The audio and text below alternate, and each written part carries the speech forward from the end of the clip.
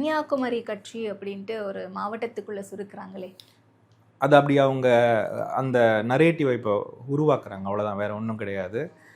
அப்படி இருக்கும் பொழுது காங்கிரஸ் இல்லாமல் எல்லாருமே தைரியமாக போகலாமே, ஏன் காங்கிரஸ் வேணும்னு அடம் பிடிக்கணும்? காங்கிரஸ் இருந்தால் தான் அதற்கு பல விஷயங்கள் உண்டு.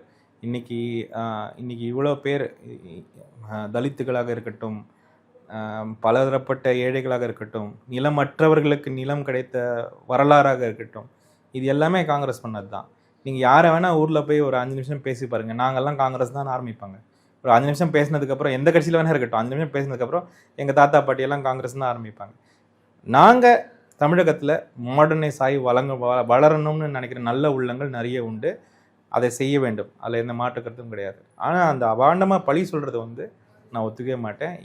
எங்களை பொறுத்த வரைக்கும் எங்களுடைய ஒர்க்கரை பார்க்கறதுக்கு உங்களுக்கு ரொம்ப ஏழையாக தெரியலாம், அவங்க கையில் வேறு பெரிய பணம் இல்லாமல் இருக்கலாம்.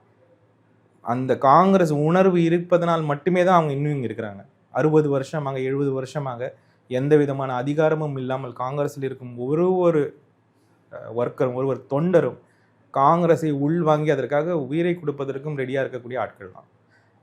நீங்கள் ஏளனமாக பேசலாம், அந்த ஏளனமாக பேசுறது தான் இன்னைக்கு இந்த மாதிரி ஒரு ஒரு டீப்பான ஒரு ஹர்ட்டாக கூட மாறி இருக்கலாம்.